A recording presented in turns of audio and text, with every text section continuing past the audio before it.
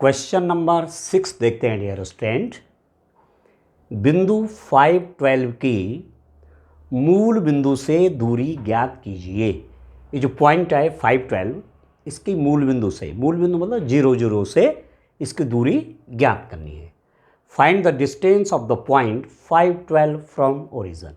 एक question number है 6 और ये 7 है, तो पहले हम क्वेश्चन नंबर 6 सॉल्व करते हैं।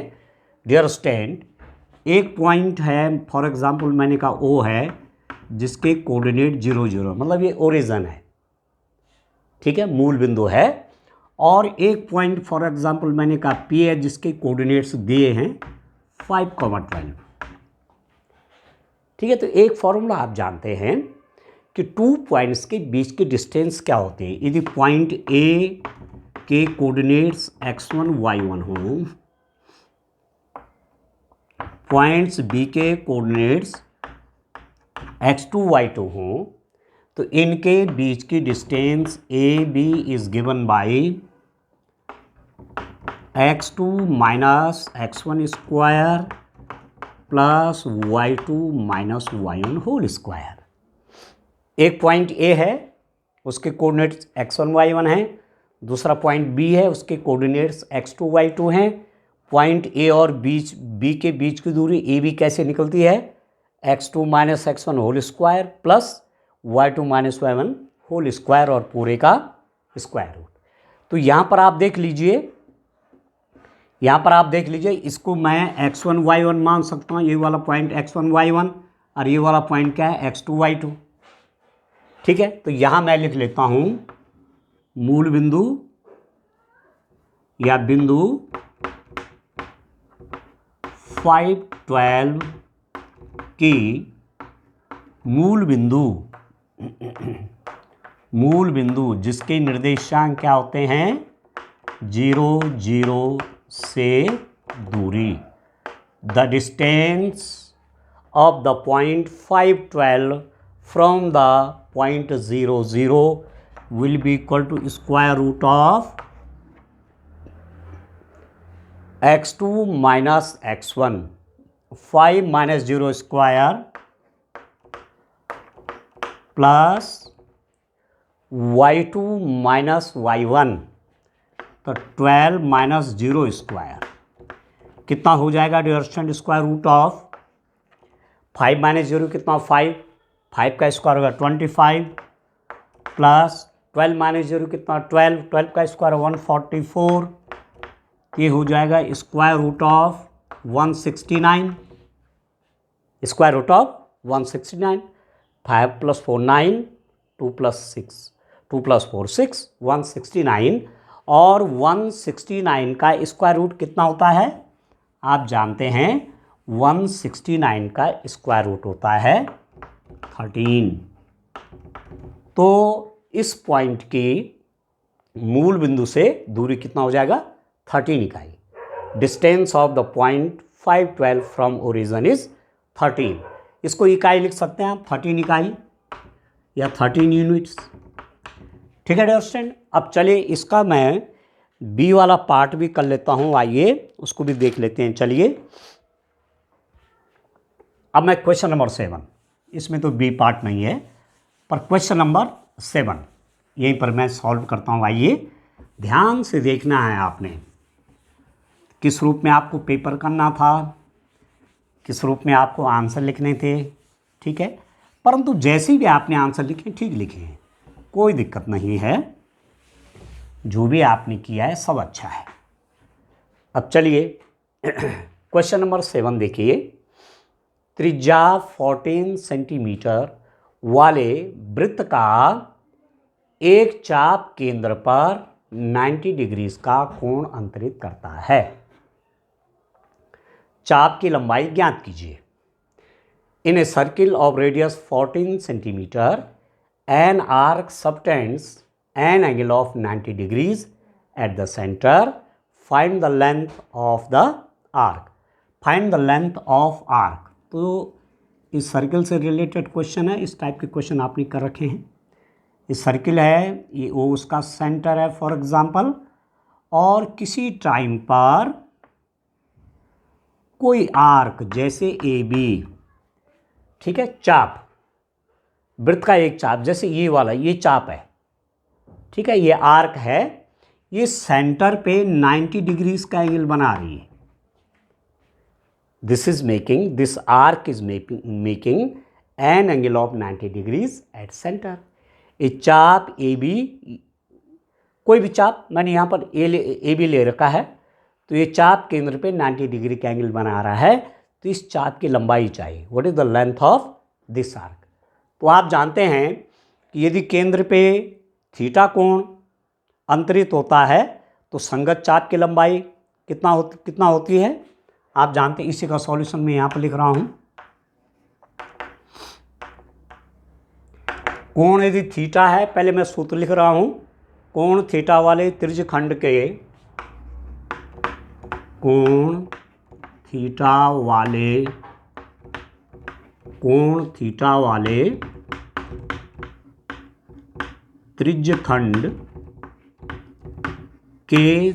कोण थीटा वाले त्रिज्यखंड के संगत चाप की लंबाई, त्रिज्यखंड के संगत चाप की लंबाई, मतलब length of the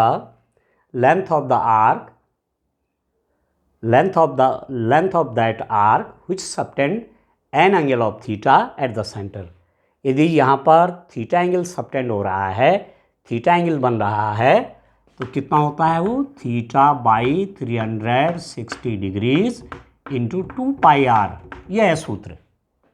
यदि ये कोण थीटा है, आर्क ये है, चाप ये है, ये कोण थीटा है, तो इस चाप की लंबाई कैसे निकाली जाएगी, theta by 360 degrees into 2 pi r. यहाँ पर थीटा की जगह कितना दे रखा है, 90 डिग्रीज दिया हुआ है, तो ये हो जाएगा 90 डिग्रीज बाई 360 डिग्रीज इंटू 2 पाई, पाई की वैल्यू 22/7, और रेडियस आर कितना है, 14 सेंटीमीटर त्रिज्या, रेडियस 14 सेंटीमीटर, तो यहाँ पर दे रखे त्रिज्या, रेडियस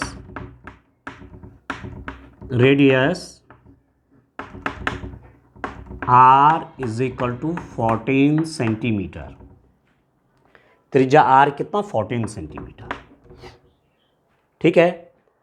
तो काट दीजिए, 9 चौके 36, 2 दूनी 4, 2 सते 14, 7 से 7 काट लीजिए, ये हो जाएगा 22 सेंटीमीटर। तो यदि कोई आर्क सेंटर पर 90 डिग्री का एंगल बना रही है, तो उस आर्क की लंबाई कितना, 22 सेंटीमीटर। तो यहाँ पर मैं लिख दूंगा चाप की लंबाई, length of the arc is equal to 22 centimetre, ठीक है। ये 2 मार्क्स के क्वेश्चन है डियर स्टूडेंट, ठीक है। 2 ये भी 1 मार्क्स का ही है, 2 मार्क्स का नहीं है क्वेश्चन है, ये भी 1 मार्क्स का है और ये भी 1 मार्क्स का है, ठीक है। तो इतना लंबा तो एग्ज़ाम में नहीं करना है ना, ठीक है, इतना लंबा तो नहीं करना है, सूत्र लिखना है, वैल्यू रखनी है, सीधे वैल्यू आ जाएगी। इतना लंबा सब कुछ लिखने की आवश्यकता नहीं है।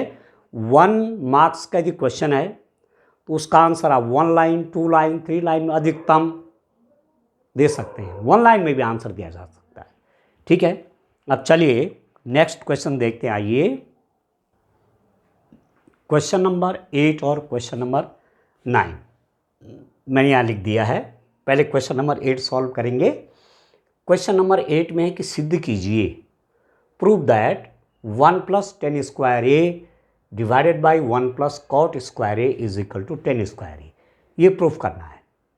तो मैं लेफ्ट हैंड साइड ले लेता हूँ, बायां पक्ष ले लेता हूँ, उसको सॉल्व करके दाएं पक्ष ले आता हूँ, ठीक है ना। तो लेफ्ट हैंड साइड क्या है, आप देखिए, left hand side at your stand 1 + tan square A divided by 1 + cot square. अब ये जो है, ये क्वेश्चन कैसे सॉल्व होगा, आपने त्रिकोणमिति सर्वसमीकरण पढ़ी है, ठीक है, ट्रिग्नोमेट्रिक आइडेंटिटीज आपने पढ़ी हैं। आपने पढ़ा है कि sine square A plus cos square A is equal to 1 होता है, ये आपने पढ़ा है। दूसरा आपने पढ़ा है कि 1 plus tan square A is equal to sec square A, ये भी आप जानते हैं। 1 plus cot square A is equal to cosec square A, 1 plus cot square A is equal to cosec square A. ठीक है, अब कितना हो जाएगा देखो, सीधा इसका यूज करते हैं। 1 प्लस टेन स्क्वायर ए की जगह क्या लिख देते हैं, सेक स्क्वायर ए। ठीक है, divided by 1 plus cot square A की जगह क्या लिख देते हैं, कॉसिक स्क्वायर ए। ठीक है, और इस बात को आप जानते हैं डियर स्टूडेंट, आप इस बात को भी जानते हैं कि sec A is equal to 1 by cos A. Sec A और कॉस ए एक दूसरे के रेसिप्रोकल होते हैं, व्युत्क्रम होते हैं।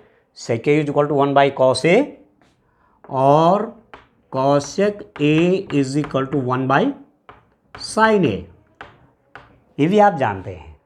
ठीक है, तो ये सेक स्क्वायर है, इसको ले आओ तो मैं नीचे, अब सेक नीचे आएगा तो कॉस में बदल जाएगा, अरे कॉस ऊपर जाएगा तो 1 by cos, 1 by cosec, 1 by cosec क्या हो जाएगा, यहाँ पर आप देखो, इसको मैं ऐसा भी लिख सकता हूँ कि साइन ए को यहाँ ले आऊँ, sine A is equal to 1 by cosec ए।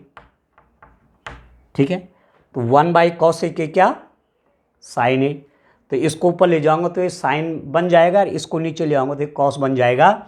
तो ये हो जाएगा sign square A divided by, इसको नीचे लाऊंगा तो ये कॉस बन जाएगा कॉस स्क्वायर ए, तो ये हो गया tan square A. Sine square A by cos square is equal to tan square A, और यही लाना भी था। This is the right hand side, यही है राइट हैंड साइड प्रूव्ड। बस ऐसा करना था, 1 मार्क्स का क्वेश्चन, जितना शॉर्ट, ये कुछ नहीं लिखना था आपने कि ऐसा होता है, 1 मार्क्स का है, जितना शॉर्ट आप कर सकें ये लिखना था, और सीधे इसके बाद ये और ये ऊपर है, ये इसके नीचे ये cos 1 by cosec square ऊपर जाएगा, साइन स्क्वायर बन जाएगा, और सेक स्क्वायर नीचे आए कॉस स्क्वायर बन जाएगा, और यहीं पर आंसर 2 लाइन में आंसर। ठीक है ना, तो 1 मार्क्स के जो क्वेश्चन है उनको विस्तार नहीं देना चाहिए, क्योंकि आपको अपना समय भी तो बचाना है ना। मैं नए बच्चों के लिए भी कह रहा हूँ जो नए आने वाले हैं, और जिन्होंने तो पेपर कर दिया वो तो देख रहे होंगे कि किस रूप में इन क्वेश्चंस को सॉल्व करना है। चलिए डियर स्टूडेंट, नेक्स्ट क्वेश्चन करते हैं। आइए क्वेश्चन नंबर 9, इसका सॉल्यूशन देखते हैं। क्वेश्चन नंबर 9, ये भी आपका, ये भी 1 मार्क्स का क्वेश्चन है, ये भी 1 मार्क्स का है। ठीक, अब प्रश्न देखते हैं क्या है क्वेश्चन। एक छात्र के परीक्षा में सफल होने की प्रायिकता 4/5 है। एक छात्र है कोई, वो परीक्षा में सफल होगा, उसकी प्रायिकता है 4/5। ठीक है, तो उसके असफल होने की प्रायिकता ज्ञात कीजिए। छात्र असफल हो जाएगा परीक्षा में, उसकी प्रायिकता ज्ञात करनी है। तो प्रोबेबिलिटी से रिलेटेड क्वेश्चन है, प्रायिकता से संबंधित प्रश्न है। Probability of getting success of a student in examination is 4/5। Probability of getting success of a student in examination is 4/5। ठीक है, प्रोबेबिलिटी किसी स्टूडेंट के एग्जाम में सक्सेस होने की कितनी है, 4/5 है। फाइंड द प्रोबेबिलिटी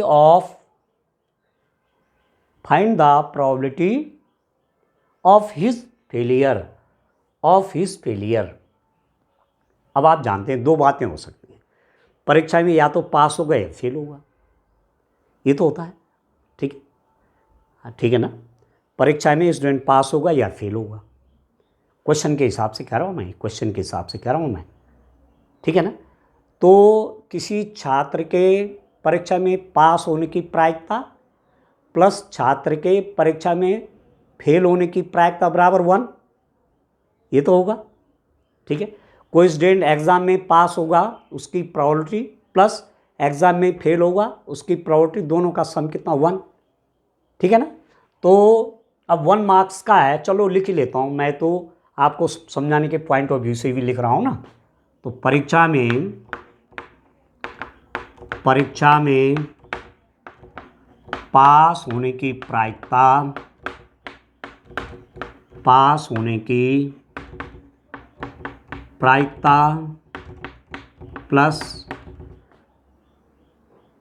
प्लस परीक्षा में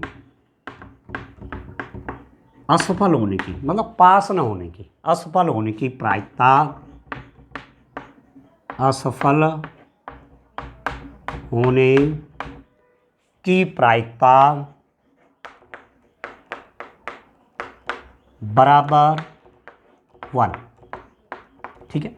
परीक्षा में पास होने की प्रायिकता प्लस परीक्षा में असफल होने की प्रायिकता 1, probability of getting success in examination plus probability of his failure, दोनों का प्लस करके सम करके कितना हो जाएगा 1, ठीक है।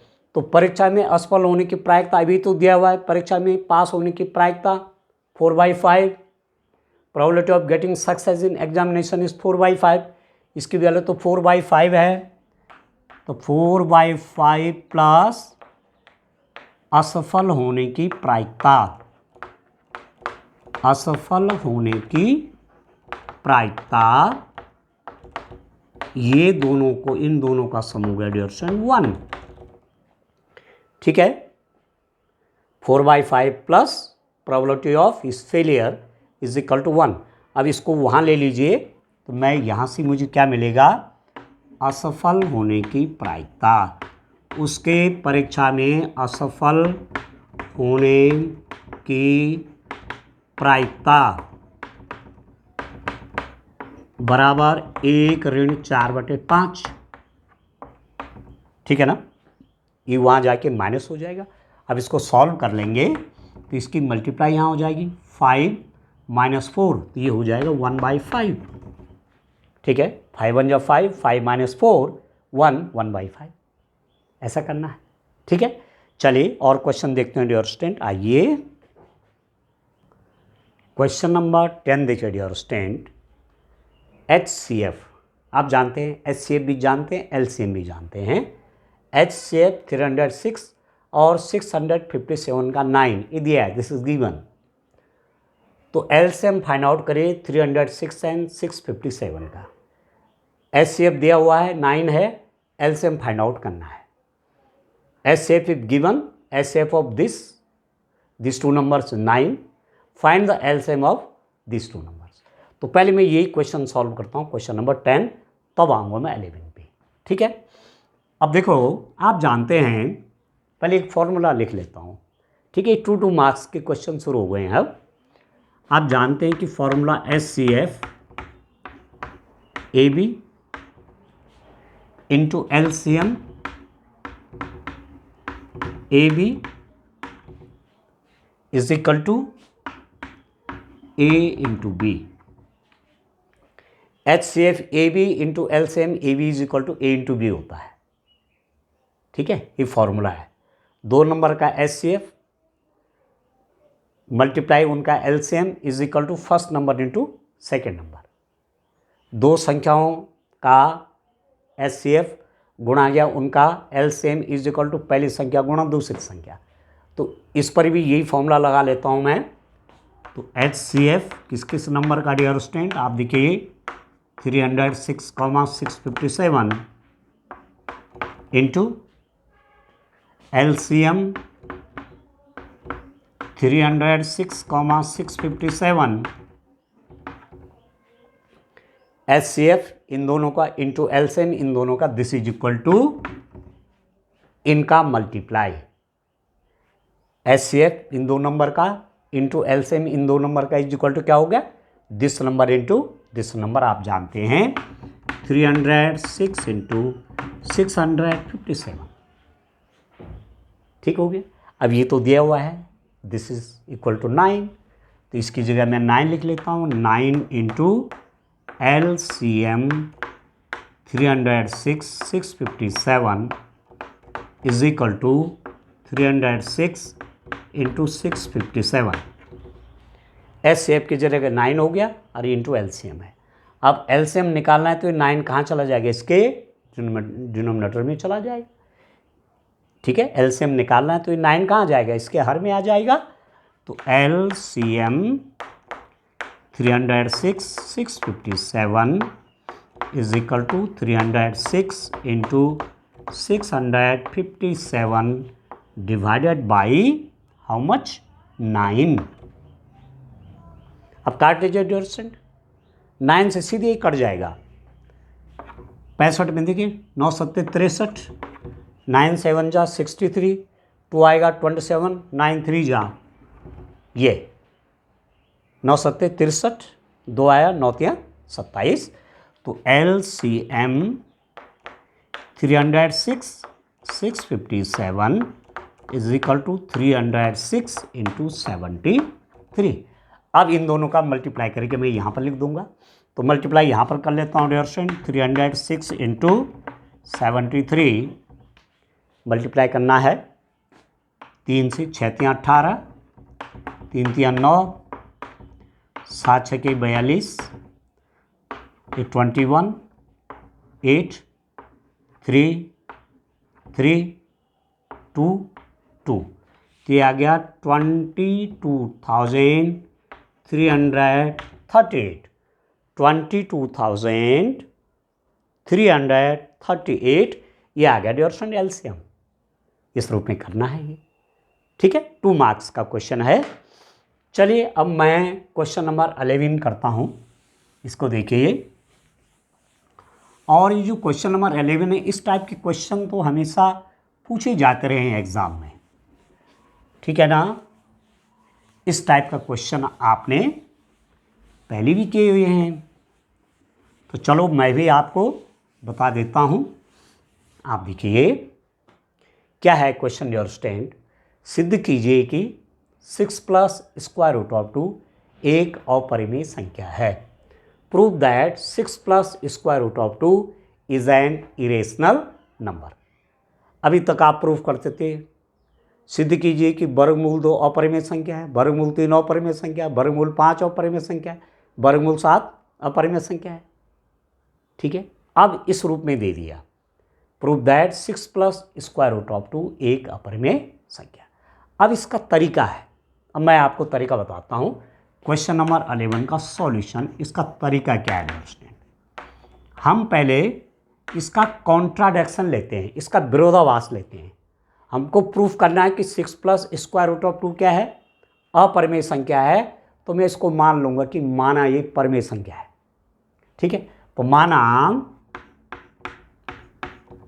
6 प्लस स्क्वायर रूट ऑफ 2 एक परिमेय संख्या है, एक परिमेय संख्या है। ठीक है, let 6 plus square root of 2 is a rational number. ये लाना है तो इसका अपोजिट कर दिया मैंने। ये तो इरेशनल शो करना है, अपरिमेय है, परिमेय ने क्या माना है, परिमेय माना है। तो इसका मतलब क्या हुआ कि यदि ये परिमेय संख्या है तो 6 प्लस स्क्वायर रूट ऑफ 2 को मैं लिख सकता हूँ a बाई बी। कोई भी परिमेय संख्या है उसको हम किस रूप में रखते हैं, p बाई क्यू की फॉर्म में, पर q का मान 0 नहीं होना चाहिए। और p और q दोनों क्या होते हैं, इंटीजर, ये पूर्णांक होते हैं। ये भी पूर्णांक संख्या है, ये भी पूर्णांक है, और q का मान 0 नहीं है। और ये दोनों होते हैं सहअभाज्य। क्या होते हैं, सहअभाज्य, को प्राइम। कॉमन फैक्टर केवल इनका 1 होगा, जैसे 2/3 है, ये को प्राइम है। ठीक हो गया, तो मैं लिख दूंगा यहाँ पर ए बी क्या है, को प्राइम, सहअभाज्य हैं, सहअभाज्य हैं तथा b का मान 0 नहीं है। यदि हमने ये कहा कि ये परिमेय संख्या है, रेशनल नंबर है, तो मैंने इसको a बाई बी की फॉर्म में रखा। a और b क्या है, को प्राइम है, सहअभाज्य हैं, और b की वैल्यू 0 नहीं होनी चाहिए। ठीक है, अब आप देखो डियर स्टूडेंट, मैं इसको राइट हैंड साइड में ले जाता हूं। ट्रांसपोजिशन, पक्षांतर करने पर square root of 2 is equal to a by b minus 6, a by b minus 6। अब ये कैसी संख्या है? परिमेय है, ये तो रेशनल नंबर है, और 6 भी क्या है? रेशनल है।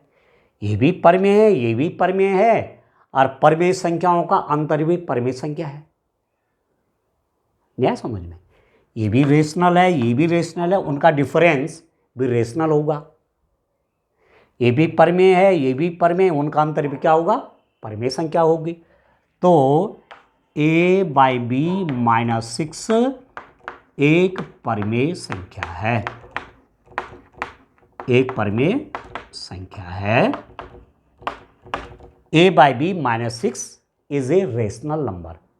ये तो पहले से ही माना हुआ है हमने, यहाँ पर परिमेय है, और 6 तो है ही है, बीच में माइनस है, तो ये परिमेय बन गया। अब यहाँ पर आप देख रहे हैं, ये तो परिमेय हो गया, ये तो रेशनल है, पर स्क्वायर रूट ऑफ 2 क्या है? इरेशनल। परंतु वर्गमूल 2 एक अपरिमेय संख्या है, वर्गमूल 2 एक अपरिमेय संख्या है। Square root of 2 is an irrational number. ये तो रेशनल आया, ये तो परिमेय आया, और आप जानते हैं स्क्वायर रूट ऑफ 2 क्या है? अपरिमेय है। वर्गमूल 2 क्या है? इरेशनल नंबर है। स्क्वायर रूट ऑफ 2 क्या है? इरेशनल है। वर्गमूल 2 अपरिमेय है। तो ये तो अपरिमेय है, और ये क्या है? परिमेय है। और इस बात को भी आप जानते हैं कि कभी भी कोई भी परिमेय संख्या अपरिमेय संख्या के बराबर नहीं हो सकती।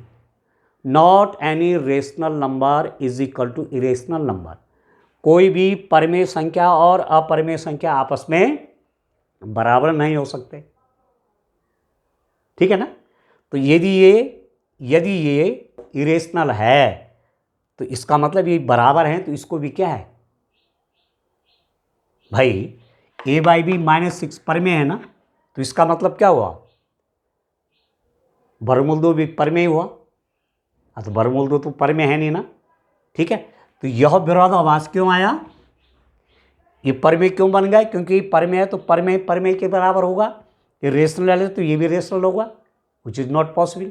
तो ऐसा कॉन्ट्राडिक्शन क्यों आया, विरोधाभास क्यों आया?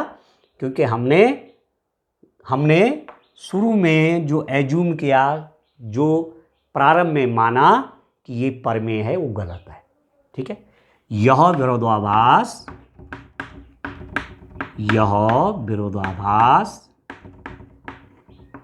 इसलिए आया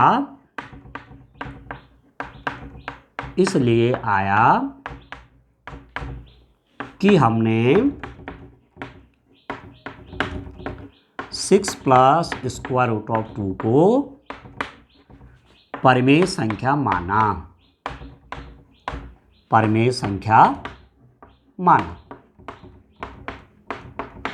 We got this contradiction because of the fact that we have considered that 6 plus square root of 2 is a rational number.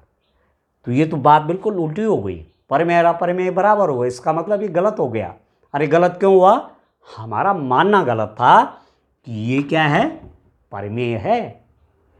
हमने गलत माना कि दिस इज रेशनल, ठीक है? इसलिए क्या आया? विरोधाभास, कॉन्ट्राडिक्शन आ गया। तो इसका मतलब डियर स्टूडेंट कि 6 प्लस स्क्वायर रूट ऑफ 2 क्या है?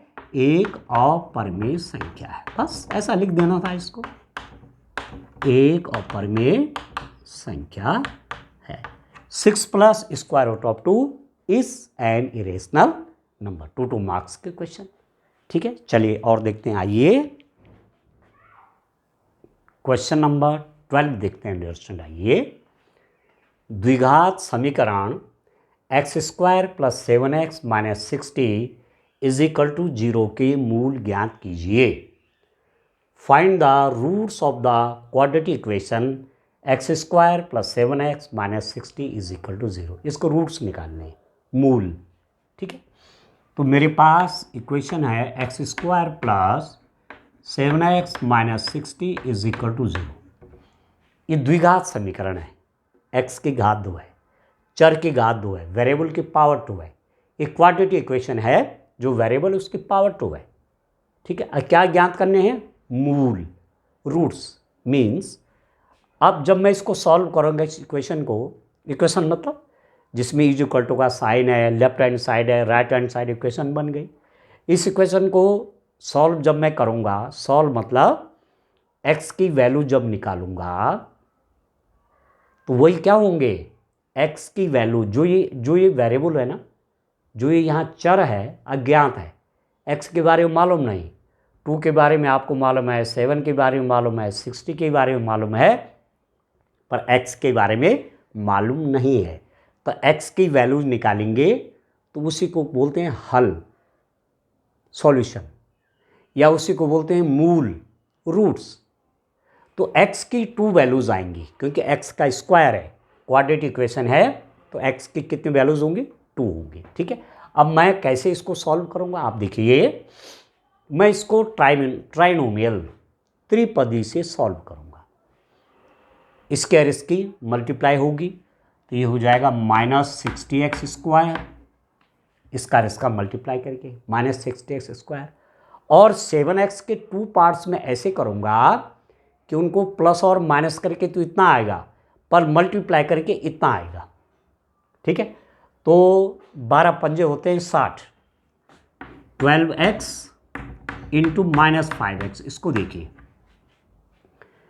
12 इंटू माइनस 5 माइनस 60, और x का मल्टीप्लाई एक्स स्क्वायर, और 12x में से माइनस 5x जाएगा तो 7x आएगा। तो इसको मैं ऐसा लिख सकता हूँ कि एक्स स्क्वायर प्लस 12x माइनस 5x minus 60 is equal to 0। 12x में 5x गया 7x, ठीक हो गया, तो कोई नुकसान भी नहीं है। 12x में से माइनस 5x जाएगा तो ये तो आएगा। अब इन दोनों का दिस इम्प्लाइज दैट कॉमन ले लीजिए, x कॉमन हो गया x प्लस 12, दोनों में x कॉमन ले लीजिए, x प्लस 12 माइनस 5 यहाँ से ले लेता हूँ, तो x प्लस यहाँ पर कितना बचा, 60 को मैं क्या लिख सकता हूँ, 5 इंटू 12, तो 5 बाहर आ गया, ये हो गया प्लस 12। आप कहेंगे तो माइनस था, प्लस कैसे हुआ, क्योंकि मैंने नेगेटिव साइन बाहर ले लिया है। दोनों में कॉमन क्या है dear student, x plus 12 common है, दोनों में कॉमन है। ठीक है, दोनों में कॉमन है तो बचेगा क्या, यहाँ पर बच जाएगा x, यहाँ पर छूट गया माइनस 5 इज इक्वल टू 0। ठीक है, अब this into this is equal to 0 है।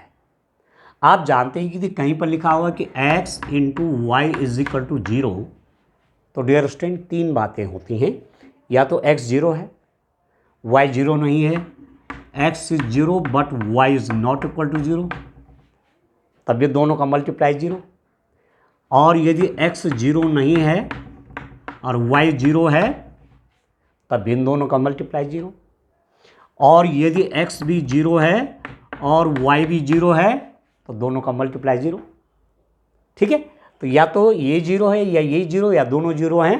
तो इफ यदि x plus 12 is equal to 0, तो दिस इम्प्लाइज दैट प्लस 12 वहाँ जाके माइनस हो जाएगा, x is equal to minus 12। और इफ यदि x minus 5 is equal to 0, तो this implies that x is equal to कितना हो गया, 5। तो x की 2 वैल्यूज हो गई डियर स्टूडेंट, एक तो है माइनस 12 और दूसरा है x की वैल्यू 5।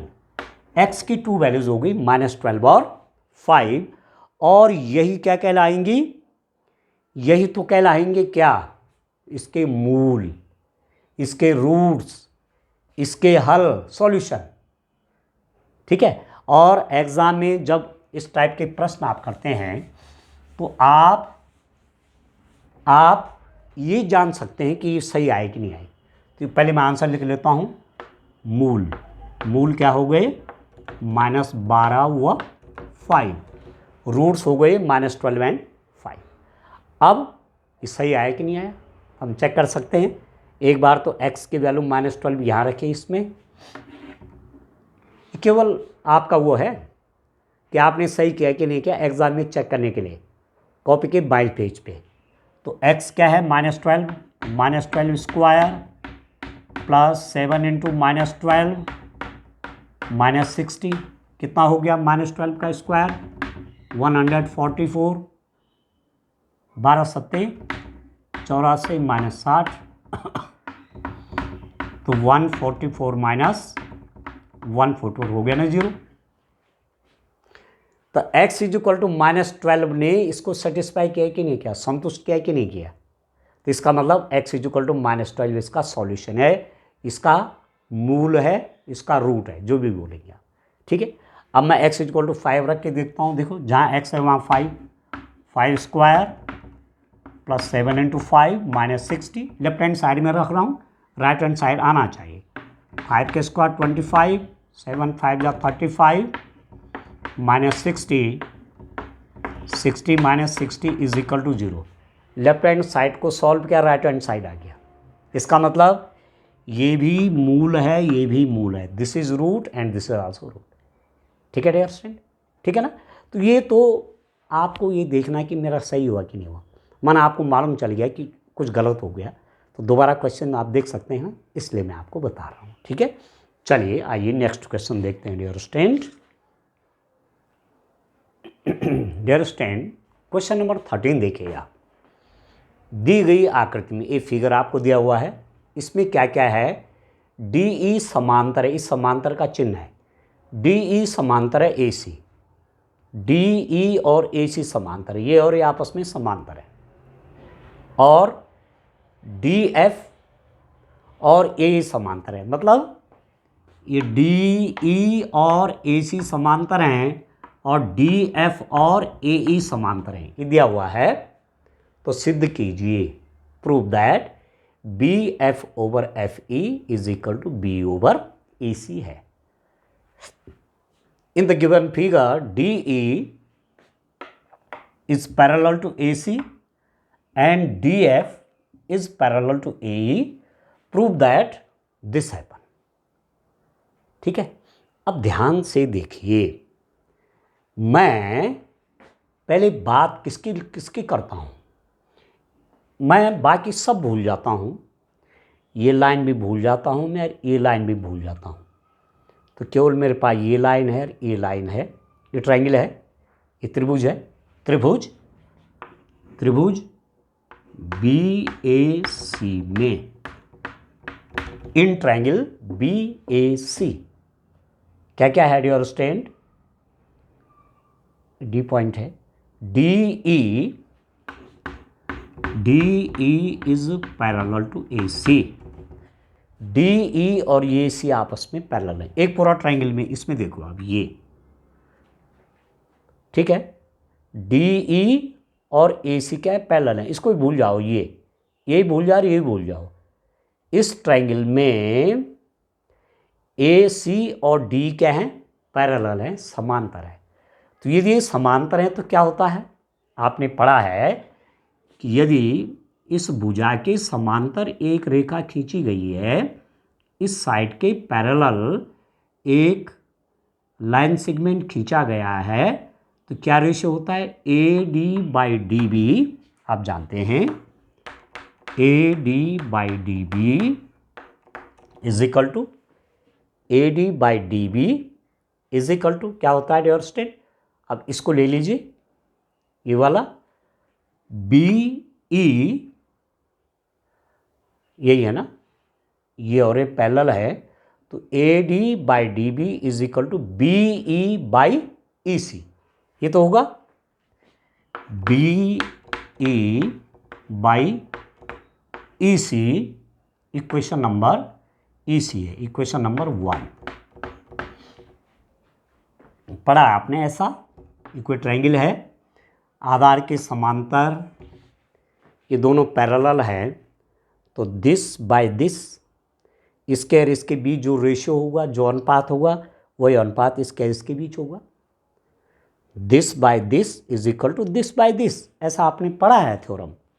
ठीक है, तो वही तो मैं कर रहा हूँ कि इस ट्रायंगल में ये और ये पैरेलल है, इसका मतलब A D by D B या बी डी जो चाहो बोलो, A D by D B is equal to B by E C. ठीक है, इक्वेशन नंबर 1। दूसरी बात देखते हैं किस ट्रायंगल में, दूसरी बात देखते हैं डियर स्टूडेंट, इस वाले ट्रायंगल में, इस वाले त्रिभुज में, इस वाले त्रिभुज में देखते हैं। त्रिभुज किस वाले त्रिभुज में देख रहा हूं, इस वाले त्रिभुज में देखता हूं ए बी ई में, ए बी ई में। ठीक है, ए बी ई में, इस वाले ट्रायंगल में देख रहा हूं मैं, इस वाले में। अब ये छूट गया इधर वाला, इसमें देख रहा हूं क्या है कि ए ई पैरेलल है डी एफ के, A E is parallel to D F. इस वाले ट्रायंगल में ये और ये पैरेलल है, तो क्या हो जाएगा ए डी, ये हो जाएगा A D by D B is equal to, देखो this by this is equal to B F by F C. इस वाले ट्रायंगल में है ना, तो इस वाले को भूल जाओ, ये और ये पैरेलल है, तो A D by D B is equal to B F by F E, B F by F E. Equation number 2। अब देखो डियर स्टूडेंट, अब क्या होगा, इक्वेशन 1 और 2 से, समीकरण 1 और 2 से, समीकरण 1 और 2 से यूजिंग इक्वेशन 1 एंड 2, आप देखो A D by D B, A D by D B ये इसके बराबर है, इसके बराबर है। देखो A D by D B ये है और A D by D B ये है, दोनों बराबर हैं, लेफ्ट हैंड साइड बराबर हैं, तो राइट हैंड साइड भी क्या हो जाएंगे, बराबर हो जाएंगे। जब A D by D B बराबर यार A D by D B बराबर यही है, तो इसका मतलब दिस बाई दिस। ठीक है, तो दिस बाई दिस, इसको पहले लिख लो चाहे बाद में लिख लो। इसका मतलब ये हुआ कि B F by F E is equal to B E by E C, B E by E C, ये तो लाना था, B by F E is equal to B by E C. ठीक है डियर स्टूडेंट, चलिए next question solve करते हैं। आइए क्वेश्चन नंबर 13, अथवा और आंतरिक विकल्प है, या तो जो मैंने अभी क्वेश्चन किया वो सॉल्व करना था या ये सॉल्व करना है, दोनों में से एक ही करना है, इंटरनल चॉइस। ठीक है, यदि कोई रेखा एक त्रिभुज ABC की भुजाओं, त्रिभुज ABC की भुजाओं AB और AC को क्रमशः D और E पर, AB को D पर और AC को E पर प्रतिच्छेद करे, प्रतिच्छेद कर रही है, तथा भुजा BC के समांतर, ये जो D है वो BC के समांतर भी है, तो सिद्ध कीजिए AD by AB is equal to AE by AC होगा, ये लाना है। ठीक है, if a line intersect sides AB and AC, sides AB and AC of a triangle ABC at D and E, triangle ABC की side AB को कोई line D पर इंटरसेक्ट करे और AC को E पर इंटरसेक्ट करे। ठीक है, and is parallel to BC, और ये जो लाइन ऑफ इंटरसेक्शन जो है जिसने दो साइड्स को इंटरसेक्ट किया वह इसके पैरेलल भी है, this DE is parallel to BC, तो प्रूव दैट, ये लाना है डियर स्टूडेंट। तो देखो गिवन क्या दिया हुआ है हमारे पास दे रखा है कि DE is parallel to BC, this is given, ये दिया हुआ है कि DE और BC समांतर है। जब भी कोई भी क्वेश्चन दिया रहता है तो कुछ ना कुछ उसमें दिया रहता है और उसको पकड़ करके जो वो चाह रहे हैं वहाँ तक पहुँचना है। कुछ क्लू दिया रहता है, तो यहाँ पर क्लू क्या है कि डी ई और बी सी पैरेलल हैं, इसी को पकड़ करके हमको ये ले आना है। ठीक है, तो डी पैरेलल बी सी है, डी पैरेलल बी सी है। ये आप जानते हैं कि किसी ट्रायंगल में कोई साइड के पैरेलल कोई लाइन सेगमेंट हो तो वो क्या करेगा, जो ये टू लाइन से इनको सेम रेशियो में डिवाइड करता है। ये तो पढ़ा आपने। तो डी ई इसके समांतर है, इसका मतलब इनका ratio A D by D B is equal to A E by E C होगा। तो this implies that A D by D B A D by D B is equal to A by E C, A by E C. ये तो निकला। अब मैं इसको जरा वो कर लेता हूँ, इसका रेसिप्रोकल, इसको पलट देता हूँ मैं, या मैं इसको ऐसा भी लिख सकता हूँ, इसको ऊपर इसको नीचे, इसको ऊपर इसको नीचे पलट देता हूँ, तो मेरे पास हो जाएगा D B by A D is equal to A C by A E. ये मैंने पलट दिया दोनों तरफ, ठीक है ना। तो डी बी ऊपर आ गया, ए डी नीचे आ गया, ई सी ऊपर आ गया, ए ऊपर हो गया।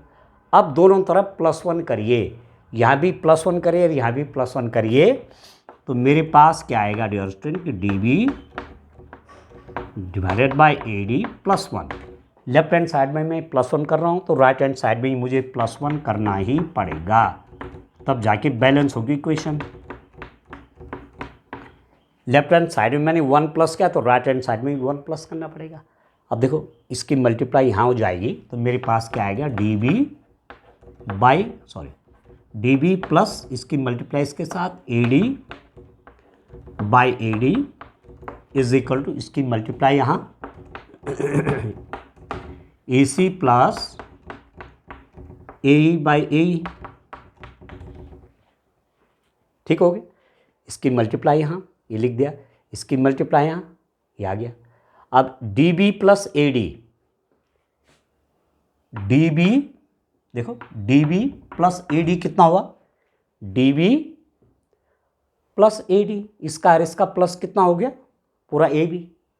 ठीक है, तो ये मेरे पास हो गया A B by A D is equal to right hand side देखो ई सी प्लस ए ई सी प्लस ए ई क्या हो गया ए सी, इसको मिला के बन गया ए सी बाई ए ई। ठीक है डियर स्टूडेंट, लाना आपने क्या है, लाना कुछ और है। तो यहाँ तक मैं पहुँच गया। अब आप देखो जो हमको चाहिए वो क्या है, हमको जो लाना है वो कुछ और है। तो यहाँ तक तो मैं पहुँच गया, आप देखो यहाँ तक तो मैं पहुँच गया कि A B by A D is equal to A C by A. पर लाना क्या है, A D by A B, ये नीचे वाला ऊपर आ रही, ऊपर वाला नीचे, ये ऊपर आ रही है नीचे, तो रेसिप्रोकल पलट दो, या क्या कर सकते हैं, इसको ऊपर इसको नीचे, इसको ऊपर इसको नीचे, दोनों तरफ करना पड़ेगा ना। ठीक है ना, मतलब कहीं पर लिखा है कि x by Y is equal to P by Q. Sorry, इसको मैं ऐसा भी लिख सकता हूँ y by X is equal to Q by P. इसको पलट दिया तो इसको भी पलट दिया, इसका रेसिप्रोकल ले लेते, इसका भी रेसिप्रोकल ले लिया। तो ये ऊपर ए नीचे, इसका मतलब A D by A B is equal to यहाँ भी करना पड़ेगा A E by A C. A D by A B बराबर ए ई बाई ए सी, वो तो क्या प्रूव्ड। बस यही हमको करना था, 2 मार्क्स का क्वेश्चन है। ठीक है, चलिए और क्वेश्चन देखते हैं। आइए क्वेश्चन नंबर 14 देखिए डियर स्टूडेंट। ओ केंद्र वाले एक वृत्त के, एक वृत्त है, इसका सेंटर ओ मान लेते हैं। ओ केंद्र वाले एक वृत्त के बिंदु पी पर कोई पॉइंट है, बिंदु पी किस पे, सर्किल पे है, बिंदु P पर स्पर्श रेखा PQ की लंबाई 8 सेंटीमीटर है। इस पर स्पर्श रेखा PQ, तो Q पॉइंट मैं ऐसा मान सकता हूँ, यहाँ पर है, ऐसा मैं मान सकता हूँ ये, और इसको मैंने यहाँ ज्वाइन कर दिया और एक पॉइंट हो गया Q, ठीक है। और इसको मैंने सेंटर से मिला दिया ये। तो स्पर्श रेखा की लंबाई, इस पॉइंट से यहाँ स्पर्श रेखा डाली गई है, तो स्पर्श रेखा की लंबाई 8 सेंटीमीटर है। यदि OQ 10 सेंटीमीटर हो, OQ कितना है, 10 सेंटीमीटर हो, OQ 10 सेंटीमीटर हो, तो वृत्त की त्रिज्या ज्ञात कीजिए। वृत्त की त्रिज्या निकालिए। अब त्रिज्या कैसे मालूम चलेगा मेरे को, ये हो जाएगा रेडियस। सेंटर से सरकमफेरेंस तक की डिस्टेंस, केंद्र से परिधि तक की दूरी, केंद्र से परिधि तक की दूरी, ये होगी त्रिज्या, ये निकालना है, ठीक है।